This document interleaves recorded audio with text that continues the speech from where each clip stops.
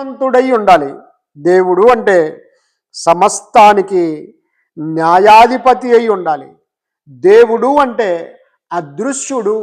దేవుడు అంటే అమరుడు, జనన మరణాలు లేనివాడు. దేవుడు అంటే జీవదాత. దేవుడు అంటే అసమానుడు. ఎలా దేవుడు అంటే ఎలా ఉంటాడు అంటే, మనుషులను అడిగితే మనుషులు వివిధ రూపాలను చేసుకున్నారు. అనంత శక్తిమంతుడైన దేవుణ్ణి వారు క్షయమగు మనుషుల రూపానికి మార్చారు. వారు పశువుల రూపానికి మార్చుకున్నారు, పక్షుల రూపానికి మార్చుకున్నారు, భూమిని ప్రాకే పురుగుల రూపానికి మార్చుకున్నారు. వారు దేవుణ్ణి ఎరిగియో, చూసారా, దేవుడంటే ఆత్మని, దేవుడంటే అదృశ్యుడని వారికి తెలిసి కూడా వివిధ రూపాలను, పశువులు, పక్షులు, పురుగులు, ఎలా మనుషుల రూపంలో ఉంటాడని, మనిషే దేవుడని ఇలా మలుచుకొని దేవుణ్ణి దూరం చేసుకున్నారు, లేదా దేవుని నుండి వారు దూరం అయిపోయారు. ప్రేమైన దేవుని వారులారా, ఇవాళ ఒక అద్భుతమైన విషయాన్ని మీ ముందుకు తీసుకుని వచ్చాను. దేవుడు ఎలా ఉంటాడు అని ఆలోచన చేస్తే, దేవుడు అనగానే ప్రేమ. ఏంటండి? ప్రేమ. ప్రేమ లోకంలో ప్రేమించుకునే ప్రేమలు కాదు, కానీ ప్రియుడు ప్రియురాలు ప్రేమించుకునే ప్రేమ కాదు, కానీ శరీరాన్ని ఆశించి ప్రేమించే ప్రేమ కాదు, కానీ దేవుని ప్రేమ చాలా అద్భుతమైంది. ఇవాళ వింటారు. ఇవాళ లోకంలో కొన్ని విషయాలు మనం పరిశీలన చేస్తే, ఒక అబ్బాయి ఒక అమ్మాయిని ప్రేమిస్తానని వెంటబడతాడు. ఆ అమ్మాయి మాట వినకపోతే చివరికి కాలేజీ రూములోకి వెళ్ళైనా సరే చంపేస్తున్నారు. అంటే ఎవడో సినిమా డైలాగ్ రాశాడు, నాకు దక్కనిది మరి ఇంకొకరికి దక్కకూడదు అనే పనికి మాలిన ఆలోచనల వల్ల యవనస్తులు చెడిపోతున్నారు. క్షణికాలం ఉండే ఈ యవనం కొరకు ప్రేమగా దానికి ఒక మసిపూసి తమకు తాము ప్రాణహత్య చేసుకుంటున్నారు, ప్రాణహాని చేసుకుంటున్నారు, ఈ లోకాన్ని వదిలిపెట్టి వెళ్ళిపోతున్నారు. దేవుడు మనిషి పైన ఎన్నో ఆశలు ఉంచుకున్నాడు, కానీ మనిషి వాటన్నిటినీ తొంగలో తొక్కేసి ఈ శరీర సంబంధమైన సుఖాలే శాశ్వతం అనుకొని భ్రమపడి నాశనమైపోతున్నారు. ప్రియమైన దేవుని వారులారా, దేవుడు ఎలా ఉంటాడు అంటే అద్భుతమైన విషయం. బైబిల్లోకి వెళ్ళండి. 2వ కొరింథీ పత్రిక 13వ అధ్యాయం 11వ వచనం. 2వ కొరింథీ పత్రిక 13వ అధ్యాయం 11వ వచనాన్ని చదవండి.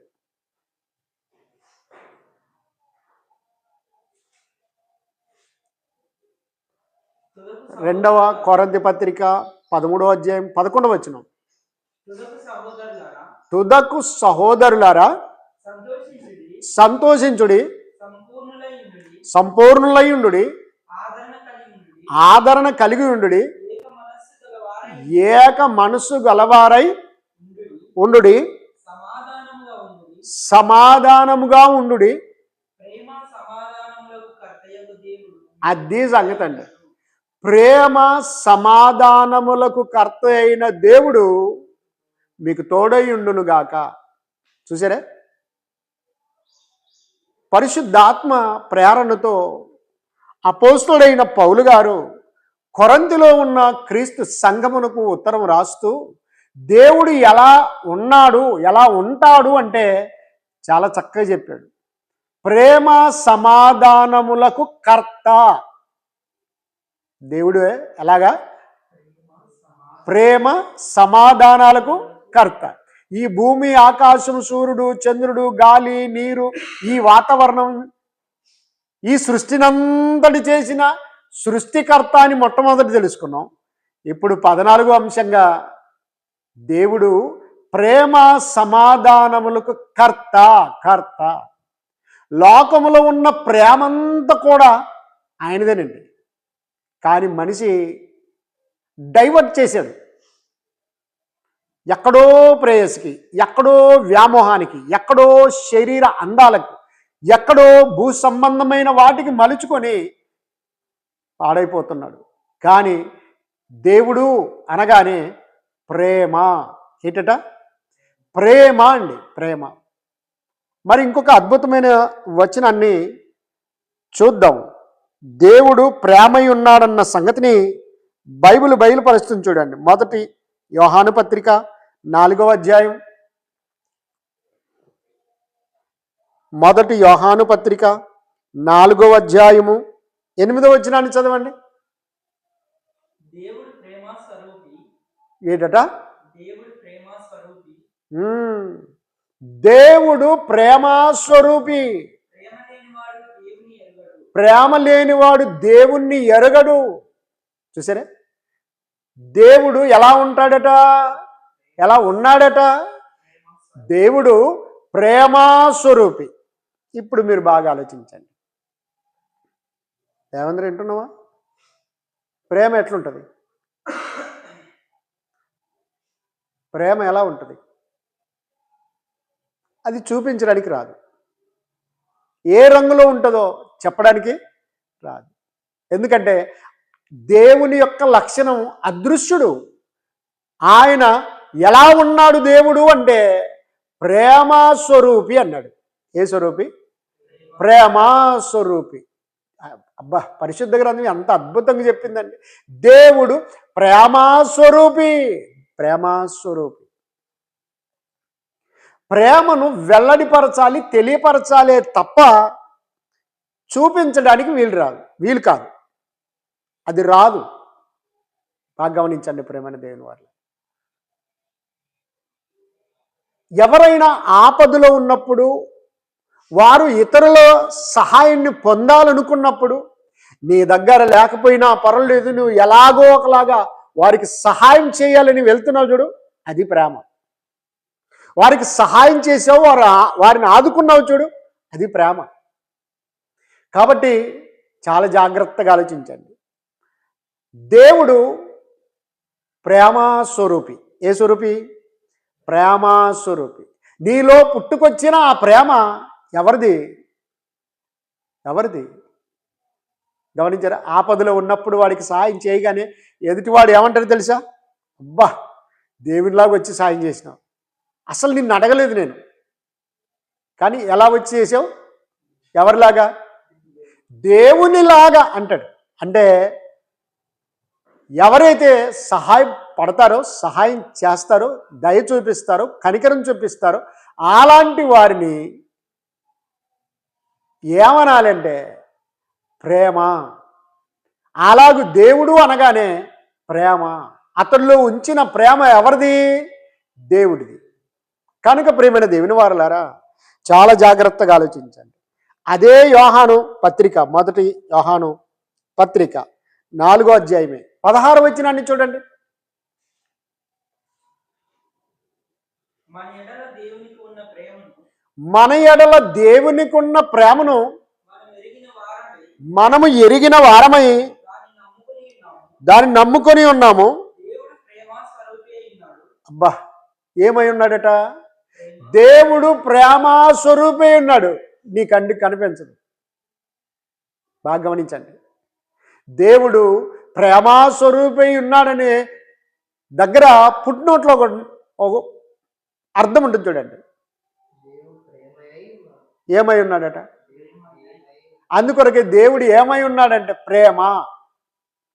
ఇక్కడేమో ప్రేమస్వరూపి అయి ఉన్నాడు. దేవుడు ప్రేమస్వరూపి ఉన్నాడని చెప్పుకుంటూ వచ్చి కింద పుట్టినోట్లో అర్థం ఏం చెప్పాడంటే దేవుడు ప్రేమై ఉన్నాడు. ప్రేమై ఏమై ఉన్నాడట?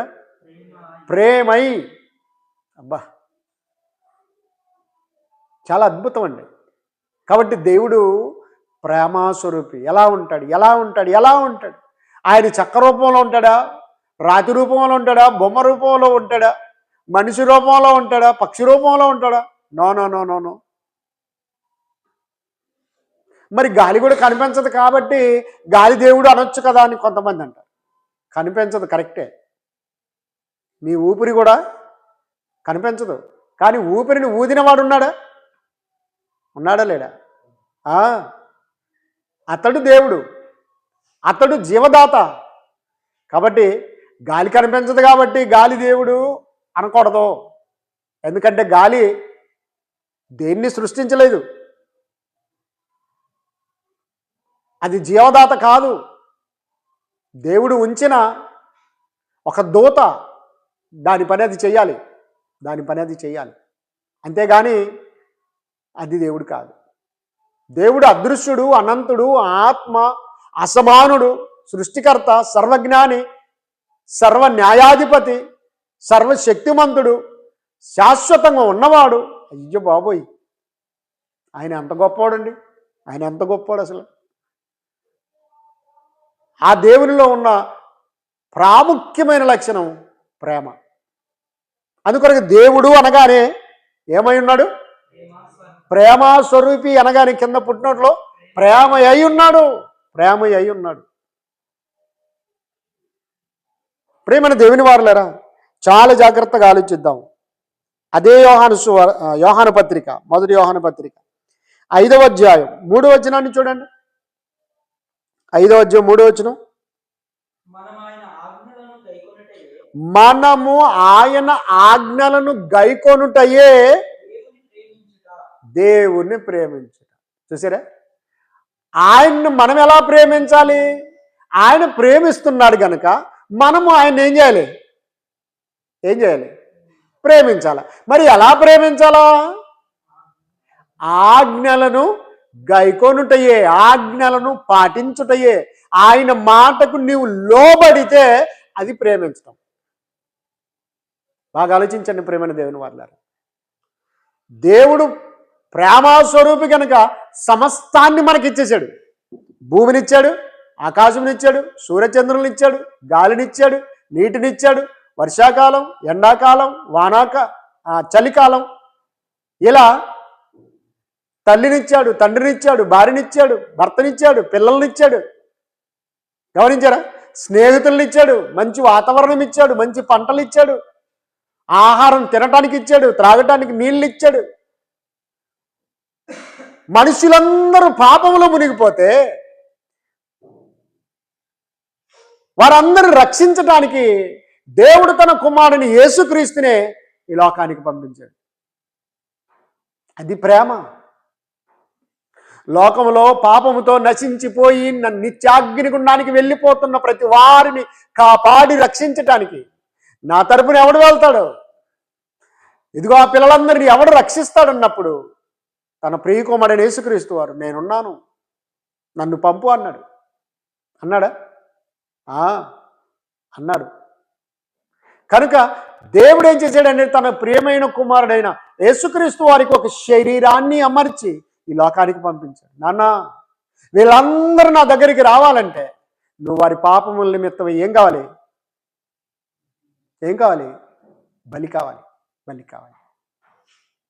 సిలువలో బలి అయినా దేవుని గొర్రెపిల్ల, విలువైనా నీ ప్రేమను వివరిందో శ్రేసు, విలువైనా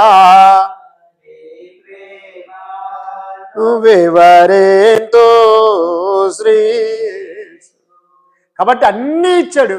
చివరికి పాపముతో నశించిపోయిన మనల్ని తన కుమారుణ్ణి ఈ లోకానికి పంపించాడు. అందులో ప్రేమ ఉంది. ఏదైనా ఇవ్వాలంటే ఏముండాలండి? ప్రేమ ఉండాలి. ఎవడైనా 1,00,000 రూపాయలు వడ్డీకి ఇవ్వచ్చు, వడ్డీని డబ్బును ఆశించిస్తాడు. కానీ దేవుడు ఒక్కగాను ఒక కుమారుడైన తన ద్వితీయ కుమారుడైన యేసుక్రీస్తును మన కొరకు బలి అర్పించాడు. బలర్పించాడు. ఎందుకు? అందుకొరకు సిలువలో వేలాడుతున్నప్పుడు యేసుక్రీస్తు వారు ఏమన్నాడు తెలుసా? ఏలీ ఏలీ లామా సబక్తా అన్నాడు. అంటే నా దేవా నా దేవా నన్నెందుకు? ఎవరన్నారు ఈ మాట? యేసుక్రీస్తు వారు అన్నారు, నా దేవా నా దేవా నన్నెందుకు చేయి విడిచావు? కొద్దిసేపు నిన్ను ఎడవాలి. ఈ మానవ జాతి హస్తాలను నేను పట్టుకోవాలి. ఎందుకంటే నీ ద్వారా వీళ్ళను కుమారులుగా నేను స్వీకరించాలి. వీరందరిని పరలోకానికి నడిపించడానికే, నిత్య జీవంలోనికి నడిపించడానికే నిన్ను పంపాను. నువ్వు ఆ కార్యం చేసావు. కాబట్టి నువ్వేమో ఇడిచిపెట్టాడు అనుకుంటున్నావు. రైట్, మరలా తిరిగి లేపుకుంటా నిన్ను. మరణములో నుండి, సమాధిలో నుండి నేనేం చేస్తాను? తిరిగి లేపుకుంటా. నా దేవా నా దేవా నన్నెందుకు చెయ్యి విడిచావు? నా తండ్రి చెయ్యి విడిచిపెట్టాడు, నేను బాధపడిపోయాడు ఆయన. అవును ప్రియమైన దేవుని వారలారా, క్రీస్తు యేసులో మానవ జాతి హస్తాన్ని పట్టుకొని లాగాడు ఆయన. దేవునికి స్తోత్రం. కాబట్టి ప్రియమైన దేవుని వారలారా, దేవుడు ప్రేమస్వరూపి. దేవుడు ప్రేమై ఉన్నాడు. ఇలాగూ ఆలోచన చేస్తే ప్రియమైన దేవుని వారలారా, మరొక అద్భుతమైన వచనాన్ని మనం చదువుకుందాం. యోహాను సువార్త 17వ అధ్యాయము. యోహాను సువార్త 17వ అధ్యాయం 25వ వచనం. కాబట్టి మనల్ని ఆయన ప్రేమించాడు. మనం కూడా దేవుణ్ణి ప్రేమించాలి అంటే ఆయన ఆజ్ఞలను గైకొనుటయే ప్రేమ. ఆయన ఆజ్ఞలను ఏం చేయాలట? గైకోవాలి, పాటించాలి. అది ప్రేమ. నువ్వు ఆయన్ను ప్రేమిస్తున్నట్టు. చూడండి, యోహాను సువార్త 17వ అధ్యాయం 25వ వచనంలో ప్రభు అయిన యేసుక్రీస్తు వారు ప్రార్థన చేస్తున్నారు. ఏమన్నారు? దేవుణ్ణి ఇందాక మనం చూసాము, ప్రేమస్వరూపి అని కనిపించింది. దేవుడు ప్రేమయున్నాడు అని కనిపించింది, తెలిసింది మనకు. ఇప్పుడు స్వయంగా ప్రభు అయిన యేసుక్రీస్తు వారు చెబుతున్నారు, నా తండ్రి నా దేవుడు ఎలా ఉన్నాడు అంటే, చదువునన్న, నీతి స్వరూపుడవగు తండ్రి లోకము నిన్ను ఎరుగలేదు, నేను నిన్ను ఎరుగుదును, నీవు నన్ను పంపితివని వీరెరిగి ఉన్నారు. ఇంకా నీవు నా యందు ఉంచిన ప్రేమ వారి యందు ఉండునట్లును, నేను వారి యందు ఉండునట్లును. అది సంగతి. వారికి నీ నామమును తెలియజేసి. చాలా జాగ్రత్తగా ఆలోచించండి. యేసుక్రీస్తు వారు ఈ యోహాను సువార్త 17వ అధ్యాయంలో ప్రార్థన చేస్తున్నాడు తండ్రికి. ఆ తండ్రి ఎలా ఉంటాడు, లేదా దేవుడు ఎలా ఉంటాడు అని చెబుతున్నాడంటే, నీతి స్వరూపుడవగు తండ్రి అన్నాడు. ఎటట నీతి ఎట్లుంటుంది? దాని రంగే రుచేవి. ఎలా ఉంటాడు దేవుడు అంటే యేసుక్రీస్తు వారు చెబుతున్నా, నా దేవుడు మీ దేవుడు ఎలా ఉంటాడు తెలుసా? నీతి స్వరూపుడగు తండ్రి అన్నాడు.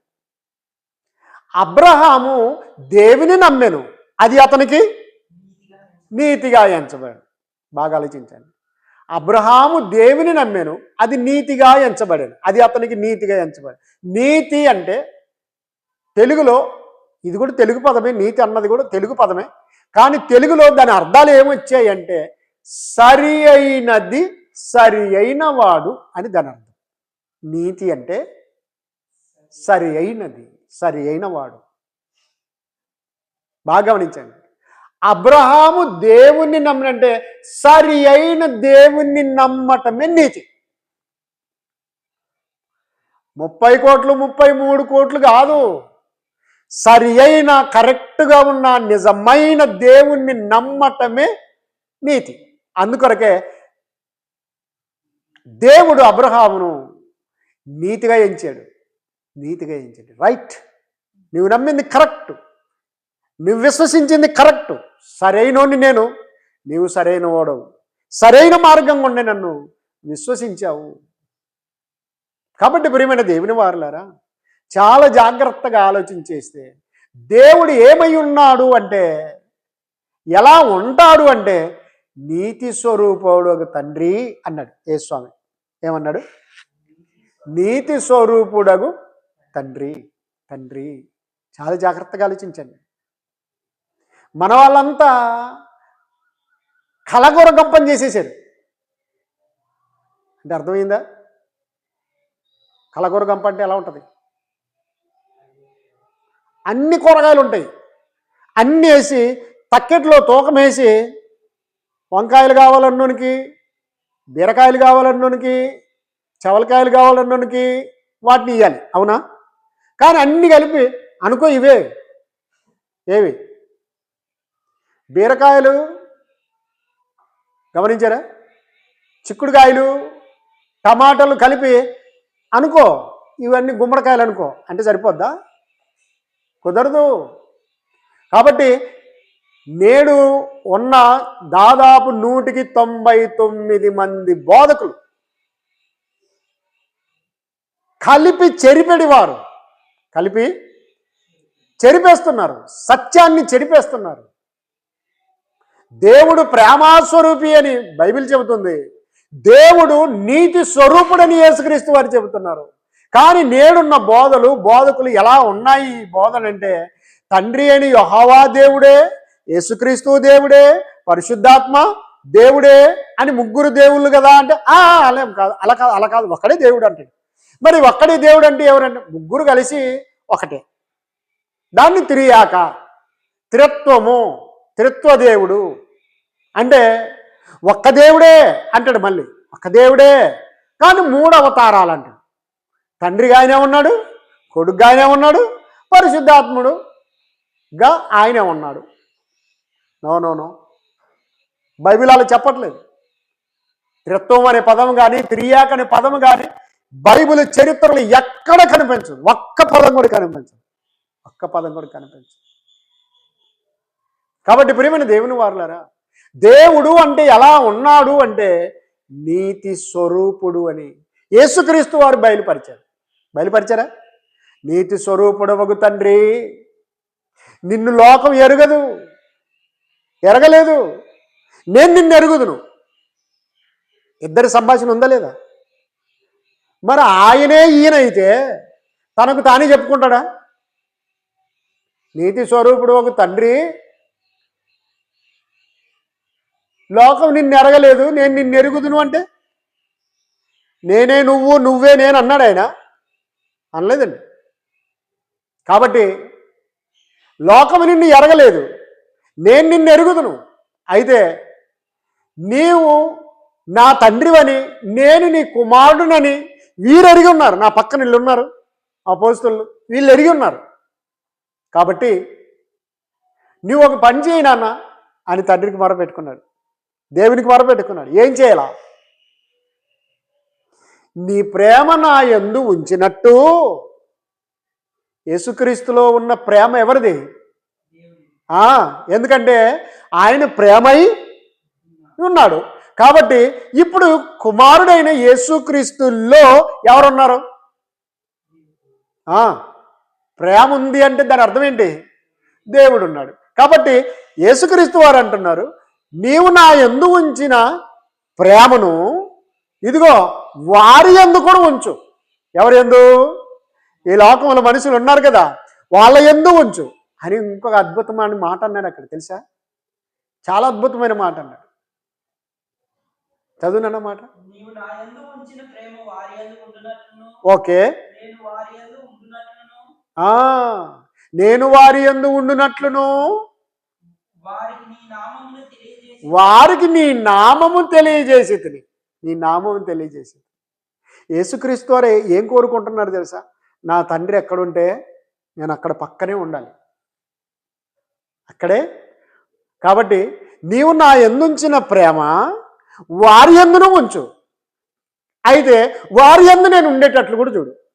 అంటే అర్థమైందా? వాళ్ళ యందు ఎవరు ఉండాలి? నువ్వు ఉండాలి. అంటే ప్రేమ. ఆ ప్రేమ దగ్గరనే నేను కూడా ఏం చేయాలి? నన్ను ఉండేటట్టు చెయ్యి. ఎక్కడా? చూసారా? నీ ప్రేమ వారిలో ఉంచావు కదా, వారి మనసుల్లో ఉంచావు కదా, ఆ మనసులో నాకు కొంచెం చోటు, నీ ఉన్న చోటే ఉండాలి. ఇప్పుడు యేసుక్రీస్తు వారు ఎక్కడున్నారు? పరలోకమందు తండ్రి కుడిపారిశమున ఆసీనుడయుండి మన పక్షమున మన విషయమై విజ్ఞాపన చేస్తున్నాడు. దేవునికి స్తోత్రం, దేవునికి స్తోత్రం. తండ్రి దగ్గర స్థానం కోరుకుంటున్నాడు యేసుక్రీస్తు వారు, అప్పటి నుండి ఇప్పటిదాకా, అప్పటి నుంచి ఇప్పటిదాకా. కాబట్టి దేవుడు ఎలా ఉన్నాడు అంటే ప్రేమ. ఏంటట? ప్రేమ స్వరూపి. ఇక్కడ యేసుక్రీస్తు వారు మరొక కొత్త అర్థం ఇచ్చాడు. నీతి స్వరూపుడవగు తండ్రి అన్నాడు. ఏంటట? దేవుడు ప్రేమస్వరూపి, దేవుడు నీతి స్వరూపి. నీతి స్వరూపి. ఇవాళ మనం అందరం దేవుణ్ణి చూడలేదు, కానీ ఆయన యందు విశ్వాసం ఉంచాం, యేసుక్రీస్తు ద్వారా నమ్ముకున్నాం. కాబట్టి చూచి నమ్మిన వానికంటే చూడక నమ్మిన వారు ధన్యులు, ధన్యులు. మనమందరం ధన్యులం, ధన్యులం. కాబట్టి ప్రియమైన దేవుని వారలారా, దేవుణ్ణి మనం చూడలేదు, యేసుక్రీస్తుని కూడా చూడలేదు, పరిశుద్ధాత్మ ఉంది కానీ కనిపించడం. కాబట్టి ప్రియమైన దేవుని వారలారా, దేవుడు ప్రేమస్వరూపి, నీతి స్వరూపి. మరొక మాటను చూసుకుందాం ప్రేమైన దేవుని వారలారా. ఎఫెసు పత్రిక 1వ అధ్యాయం 19వ వచనం. ఎఫెసు పత్రిక 1వ అధ్యాయం 19వ వచనాన్ని చూడండి. మన ప్రభువైన యేసుక్రీస్తు యొక్క దేవుడైన మహిమా స్వరూపి అబ్బా, ఇంకా విపులంగా స్పష్టంగా చెప్పాడు చూడు. ఇంకా ఎవడైనా యేసుక్రీస్తు దేవుడు, పరిశుద్ధాత్మ దేవుడు, ఇంకోటి దేవుడు అంటే బైబిల్ ఎంత స్పష్టంగా చెబుతుంది చూడండి. మరోసారి చదువునా? ఏంటంట? మన ప్రభు అయిన యేసుక్రీస్తు యొక్క దేవుడు. యేసుక్రీస్తు దేవుడు అంటలేదు, యేసుక్రీస్తు యొక్క దేవుడు. యేసుక్రీస్తు యొక్క దేవుడు. మరి ఏమై ఉన్నాడయ్యా ఆయన? మహిమా స్వరూపి. అబ్బా, చూసారా? ఏ స్వరూపమట? దేవుడు ఎలా ఉంటాడు? మహిమా స్వరూపి.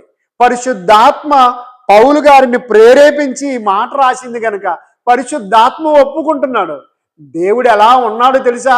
నేను కాదయ్యా దేవుడు, నేను కాదయ్యా, ప్రభు అయిన యేసు కాదయ్యా. గమనించారా? మన ప్రభు అయిన యేసుక్రీస్తు యొక్క దేవుడైన మహిమా స్వరూపియగు తండ్రి అన్నాడు. దేవుడు ఎలా ఉంటాడంటే మరొక రూపం చెప్పాడు. యేసుక్రీస్తుకే దేవుడైన యెహోవా ఎలా ఉన్నాడో తెలుసా? మహిమా స్వరూపి. ఏ స్వరూపి? మహిమా స్వరూపి. మోషే గారు దేవుణ్ణి చూడాలి అనుకున్నప్పుడు ఇంకోటి గమనించారా? మోషే గారు ఎందుకో మన నిమిత్తమే అలా దేవుడు పలికించాడేమో కానీ మండుచున్న పొదలో అక్కడి నుండి స్వరం వినబడుతుంది. మోషే మోషే, నీ చెప్పులు విడిచిపెట్టుము, నీ ఉన్న స్థలం పరిశుద్ధ స్థలం, నిర్గమకాండంలో రాయబడింది అనేటప్పటికి చెప్పులు విడిచి నిలబడ్డాడు. మాట్లాడుతూ ఉన్నాడు, నువ్వు వెళ్ళు, ఐగుప్తు దేశంలోనికి వెళ్ళి నా ప్రజలైన ఇశ్రాయేలీయులందరినీ వాగ్దాన దేశమునకు నడిపించు. నీ పితరుడైన అబ్రహాముకు వాగ్దానం చేశాను కాబట్టి వారిని నడిపించంటే కంగారు పడ్డాడు మోషే గారు. ఏమయ్యా, నేను ఎవరినో చంపి వచ్చాను, మనసులో అనుకున్నాడు, ఎవరినో చంపి వచ్చాను, నేను అక్కడికి వెళ్తే వారు ఊరుకుంటారా? నన్ను చంపేరు. ఎక్కడైతే మనిషిని చంపానో అక్కడికి వెళ్ళమంటున్నావు ఏంటయ్యా అని ఆలోచించేసి ఏ విధంగా అయినా సరే తప్పించుకోవాలనుకున్నాడు. దేవుని మాట నుండి తప్పించుకొని నా పని నేను చేసుకుందాం, ఏ మందలో ఏ గొర్రెలో కాసుకొని ఇక్కడనే ఉందాం అనుకున్నాడు. కానీ దేవుడు ప్రత్యేకించి ఏర్పాటు చేసుకున్నాడు మోషే గారిని వాగ్దాన దేశంలోకి నడిపించడానికి. మోషే గారితో మాట్లాడుతున్నాడు. కానీ మోషే అంటున్నాడు, నేను నాలుక మాంద్యం గలవాడిని, నోటి మాంద్యం ఉంది నాకు, నాకు మాటలు సరిగా రావు. నేను వెళ్ళి ఫరో దగ్గర ఏమని నిలబడి మాట్లాడాలి? ఆ చక్రవర్తి దగ్గర నేను ఏమని సంభాషించాలి? ఈ ఈ నత్తి మాటలు లేదా ఈ నోటి మాంద్యం మాటలు ఎలా? కాబట్టి నన్నెందుకు పట్టుకున్నావయ్యా? ఎవరినైనా పట్టుకో, ఎవరినైనా పంపించు. నువ్వు ఎవరిని పంపించాలనుకున్నావో వాళ్ళని పంపించు, నన్ను వదిలేయన్నట్టుగా మాట్లాడాడు. దేవుడు అద్భుతమైన జవాబు ఇచ్చాడు తెలుసా?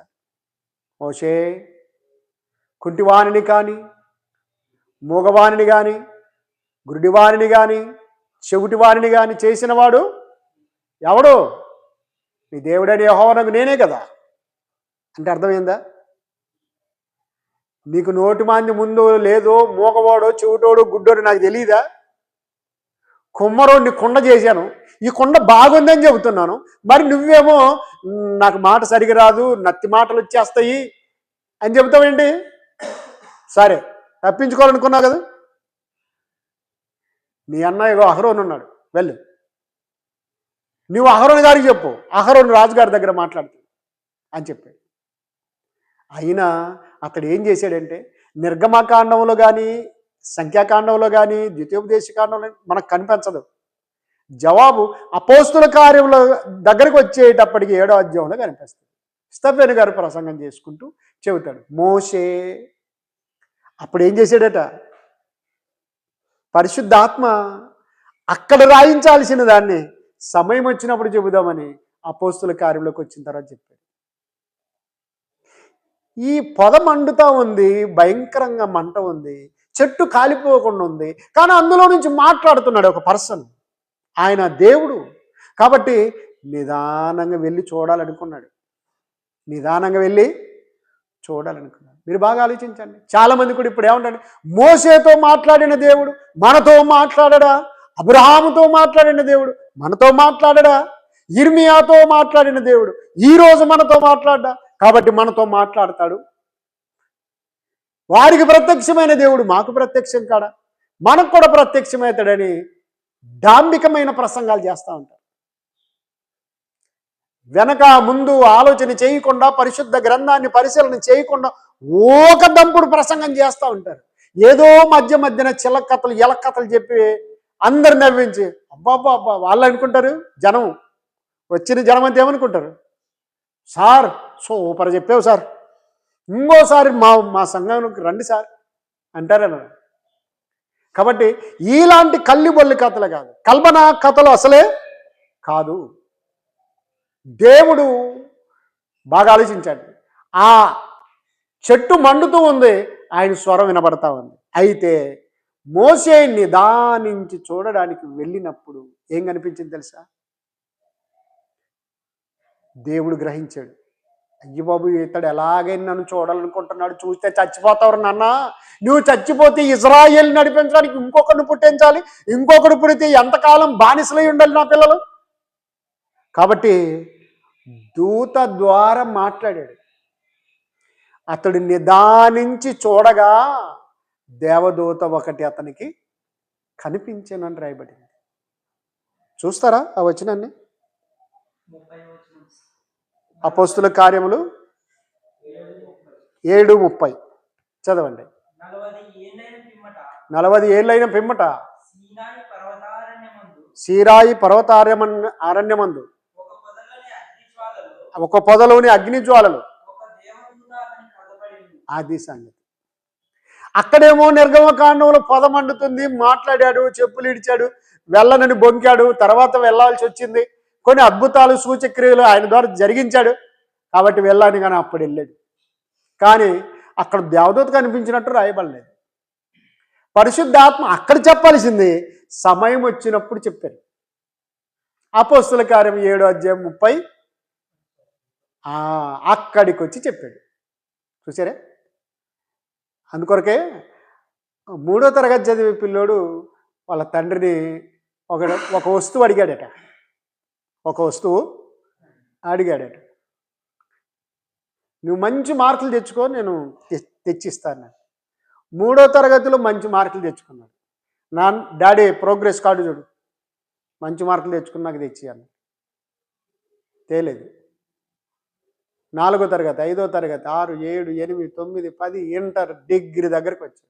డిగ్రీ అంటే ఇంటర్లో మంచి మార్కులు తెచ్చుకున్నాడు. వచ్చి డాడీ నాకు ఆ రోజు చెప్పావు కదా తెచ్చిస్తానని, నేను అడిగిన వస్తువు అంటే తెచ్చిస్తానన్నా, తెచ్చిస్తాను. కానీ తేలేదు. డిగ్రీ పాస్ అయ్యి మంచి మార్కులతో వచ్చినప్పుడు పెద్ద గిఫ్ట్ తీసుకొని వచ్చాడట. కొడుకు ఏదైతే 3వ తరగతిలో అడిగాడో ఇప్పుడు తెచ్చిచ్చాడట. ఏంటి అది అంటే సుమారు ₹1,00,000 కెమెరా అడిగాడంట. ఎప్పుడు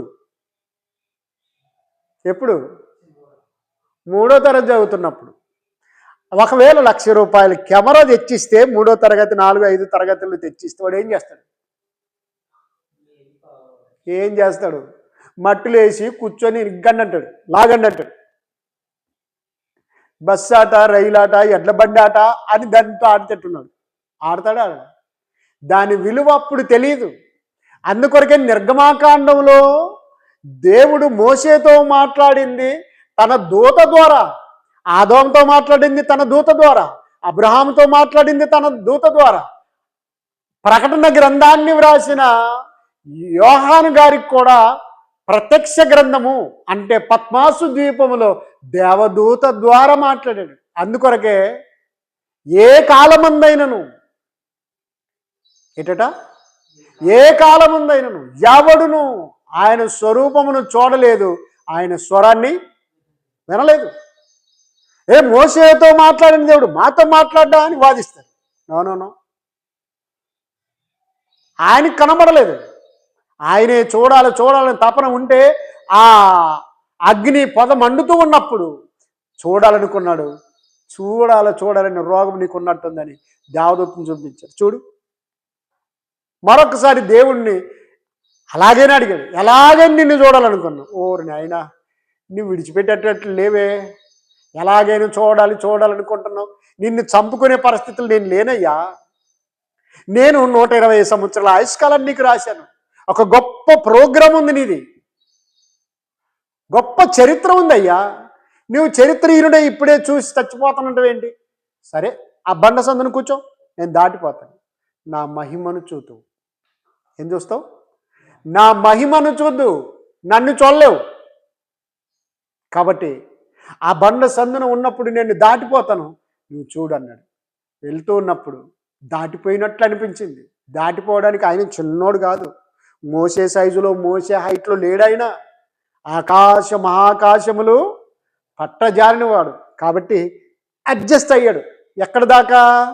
ఆ బండ దాటిపోయేంత అడ్జస్ట్ అయ్యాడు దేవుడు. సరేనాయన చూడు, నా మహిమను చూస్తావు అన్నాడు. అలాగే వెనక నుండి చూశాడు, ప్రకాశమానమైన వెలుగు. అయ్యో, నేను చచ్చిన వాడినైతే నేను పడ్డాడు.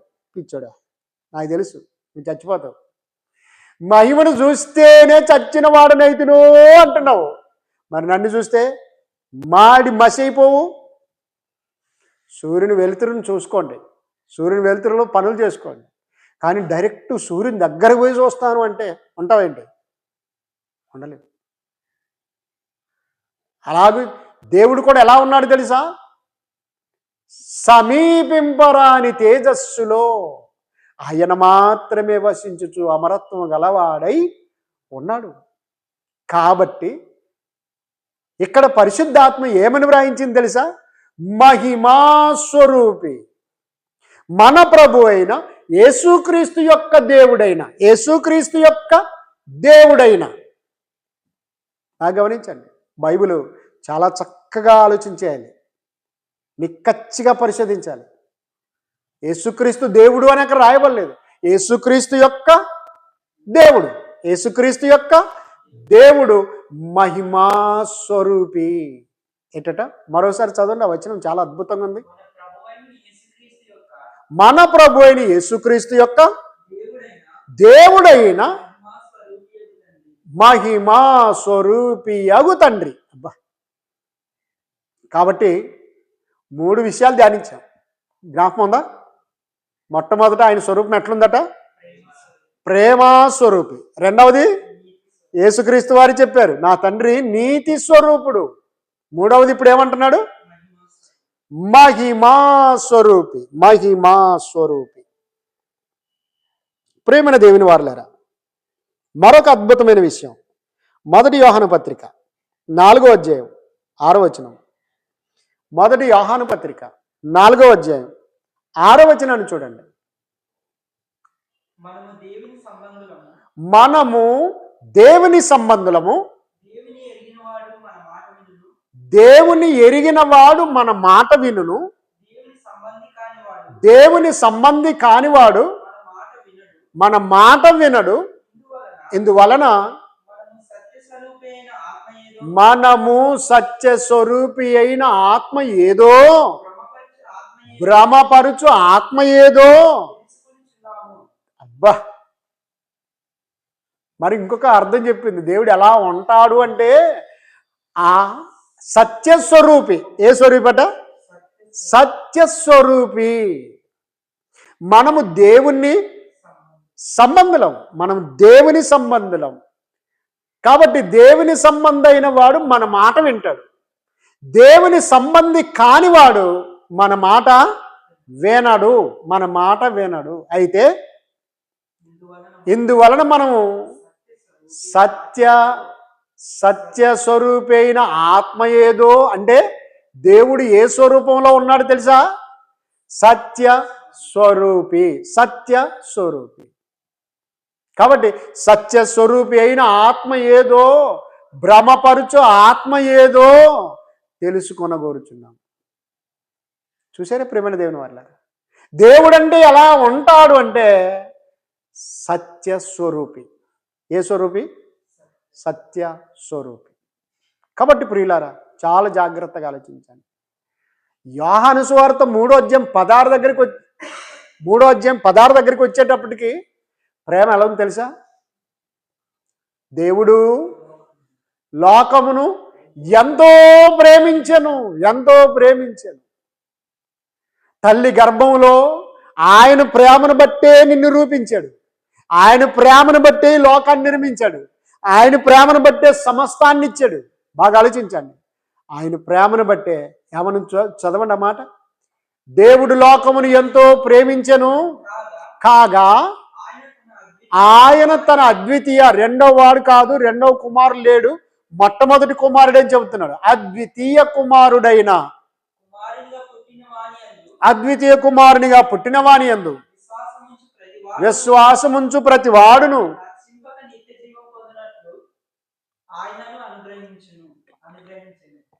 నశింపక నిత్య జీవము పొందునట్లు ఆయనను అనుగ్రహించను. ఆయనను అనుగ్రహించను అంటే ఆయనను మనకిచ్చాడు. ఆయన్ని ఎవరికి ఇవ్వబడ్డారు? క్రీస్తు మనకి ఇవ్వబడ్డారు. ఇచ్చిన వాళ్ళు ఎవరు? అంటే ఈ గొర్రె పిల్లని తీసుకోండి. పవిత్రమైన గొర్రెపిల్ల, పాపము లేని గొర్రెపిల్ల, కల్మషము లేని గొర్రెపిల్ల, రోగము ఎయిడ్స్ లేని గొర్రెపిల్ల, పరిశుద్ధమైనది గొర్రెపిల్ల. గొర్రెపిల్లగా మీకు ఇస్తున్నాడు. ఎందుకంటే ఇజ్రాయేలీలందరూ పాప పరిహారార్థ బలి సంవత్సరమునకు ఒకసారి పస్కా బలి అర్పించేవాళ్ళు కదా, పవిత్రమైన బలి.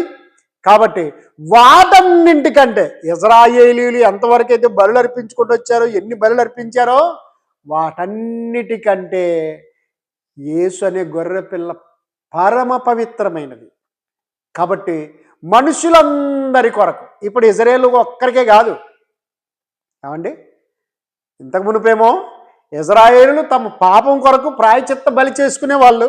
పాప పరిహారార్థ బలి గొర్రెపిల్లనో మేకపిల్లనో, గమనించారా, ఎద్దునో కోడెనో ఇలాగ పావురమునో అర్పించేవాళ్ళు. కానీ ఇప్పుడేమైంది? ఇజ్రాయేలీలు ఒక్కరికే కాదు కానీ లోకంలో ఉన్న మనుషులందరి కొరకు పవిత్రమైన గొర్రెపిల్లను ఎవరిచ్చారు? దేవుడిచ్చాడు. ఎవరిని? యేసుక్రీస్తు అనే గొర్రెపిల్లని ఎవరికిచ్చాడు? మనకిచ్చాడు. అందుకొరకే సర్వమానవ కోటికై యేసు చాలినంత రక్తము, సర్వ మానవ కోటికై యేసు చాలినంత రక్తము. అయిపోయిందా? అంతేనా పాట? అయ్యో బాబు, అందుకొరకు అప్పుడప్పుడు పాడాల. కలువారి సిలువలో ఎల్లా మనములకు చూపిన రక్షనిదే, మారు మనసు నందుమా జాగు చేయకు సోదరా, తడవు ఎలా ప్రభు కడకే గరా, ఇక కడవారి కాలమయరా. గమనించండి ప్రేమని దేవుని వల్ల. కాబట్టి దేవుడు ఏ స్వరూపమై ఉన్నాడు? ప్రేమ స్వరూపై ఉన్నాడు, ఇంకా నీతి స్వరూపి అయినాడు, మహిమా స్వరూపి అయినాడు, సత్య స్వరూపి ఉన్నాడు. అలాంటి స్వరూపి అయిన దేవుడు తన కుమారుడు మన కొరకు పాప పరిహారార్థ బలి చేశాడు. యేసుక్రీస్తు దేవుని కుమారుడిని ఎవడైతే నమ్ముతాడో, ఎవడైతే విశ్వసించి నమ్మి బాప్తిసం పొందుకుంటాడో వానికి రక్షణ ఉంది, వారికి పరలోకం ఉంది, వారికి నిత్య జీవం ఉంది, నిత్య జీవం ఉంది. కాబట్టి ప్రియమైన దేవుని వారలారా, కొరింథీలో ఉన్న క్రీస్తు సంఘానికి పౌలు గారి ద్వారా దేవుడు ఉత్తరం రాయిస్తూ 13వ అధ్యాయం మొదటి కొరింథీ పత్రిక 13వ అధ్యాయంలో ఏమనున్నారు తెలుసా? మొదటి వచ్చిన చదవండి. మనుషుల భాషలతో నేను మాట్లాడినను, దేవదూతల భాషలతో నేను మాట్లాడినను, ప్రేమ లేని వాడనైతే మ్రోగెడు కంచును గనగనలాడు తాళమునయ్యుందును. ప్రవచించు కృపావరము కలిగి మర్మములన్నీయు జ్ఞానమంతయు ఎరిగిన వాడనైనను, కొండలను పెకలించు పరిపూర్ణ విశ్వాసం గలవాడనైనను, ప్రేమ లేని వాడనైతే నేను. అమ్మయ్య, ప్రేమ అంటే ఎవరు? అది సంగతి. నేను కొండలను పెకలించవచ్చు, గుండెలను కరిగించవచ్చు, దేవదూతల భాషలు మాట్లాడచ్చు, మనుషుల భాషలు మాట్లాడచ్చు, కానీ ప్రేమ లేని వాడనైతే ఏటట ఎన్ని చేసినా వ్యర్థమే. అందుకొరకే కొండలు పెకలించు విశ్వాసివా, గుండెలు కరిగించు ప్రవాసివా. బాగా ఆలోచించారా? ఏంటట? కొండలు పెకలించగల విశ్వాసం, పరిపూర్ణ విశ్వాసం ఉండినా, గుండెలు కరిగించే శక్తే నాలో ఉండినా, ప్రేమ లేని వాడనైతే వ్యర్థము. చాలా మంచి పాట అది, మీకు వస్తుందో రాదు. గాలించి చూడరా మేలైనది, నీలోన ఉన్నదా ప్రేమన్నది, నీలోన ఉన్నదా ప్రేమన్నది. ప్రేమన్నది మేలైనది, మేలైనది ప్రేమన్నది, అది ఉంటే నీ జన్మ సార్థకం, అది లేని నీ బ్రతుకు వ్యర్థం. గాలించి చూడరా మేలైనది, నీలోన ఉన్నదా ప్రేమన్నది. బాగా ఆలోచించారా? ప్రేమాస్వరూపి కనుక ఆయన నీలో ఉంటే, ఆ ప్రేమ నీలో ఉంటే ఏది చేసినా నువ్వు ధన్యుడు, ధన్యుడు. ఒకవేళ ఆయన లేకపోతే, ప్రేమ లేకపోతే ఎన్ని చేసినా ఏంటి? వ్యర్థము, వ్యర్థం. కాబట్టి ప్రేమైన దేవుని వారలారా, అలాంటి ప్రేమాస్వరూపిణి మనం ఇవాళ అర్థం చేసుకుంటున్నాం. అలాంటి ప్రేమాస్వరూపిణి, నీతి స్వరూపిణి, మహిమాస్వరూపిణి, సత్యస్వరూపిణి మనం నమ్మి ఉన్నాం. క్రీస్తు యేసు దేవుని కుమారుడిగా, ఆ సత్యస్వరూపిణి కుమారునిగా, మహిమాస్వరూపిణి కుమారుని లోకానికి వచ్చి తండ్రిని బయలుపరిచాడు. ఆయన యెహోవా, ఆయన దహించు అగ్ని, కానీ ఆయన చూడలేరు, ఆయన కానలేరు. కానీ నా యందు విశ్వాసం ఉంచితే, నన్ను నమ్మితే, యోహాను సువార్త 14:6 ఏమన్నాడు? నేనే మార్గమును, సత్యమును, జీవమును, నా ద్వారా తప్ప ఎవడును ఆ సత్య స్వరూపు దగ్గరికి రాలేరు, మహిమా స్వరూపు దగ్గరికి రాలేరు, ప్రేమ స్వరూపు దగ్గరికి, నీతి స్వరూపు దగ్గరికి రాలేరు. నా ద్వారే రావాలి ఎవడైనా. కాబట్టి నన్ను దేవుని కుమారునిగా నమ్మండి, నా తండ్రిని దేవునిగా నమ్మండి. రండి, అక్కడికి రండి. శాశ్వత కాలం. యాత్రికులం పరదేశులం, మా ఊరు పరలోకము, మా ఊరు పరలోకము. కాబట్టి మనమంతా యాత్రికులం. యేసుక్రీస్తు పడవలో ఉంటే రైట్, కరెక్ట్గా గమ్యానికి చేరుకుంటాం. కాబట్టి అలాగూ దేవుడు ఎలా ఉన్నాడు? ప్రేమ స్వరూపే ఉన్నాడు, నీతి స్వరూపే ఉన్నాడు, మహిమా స్వరూపే ఉన్నాడు, సత్య స్వరూపి అయి ఉన్నాడు. కాబట్టి అలాగ గట్టి విశ్వాసంతో ముందుకు సాగాలని ప్రభు పేరట మనం చేస్తూ ముగిస్తున్నాను. దేవుడు తన మాటలను మన హృదయంలో ఉంచి ఫలింపజేయునుగాక.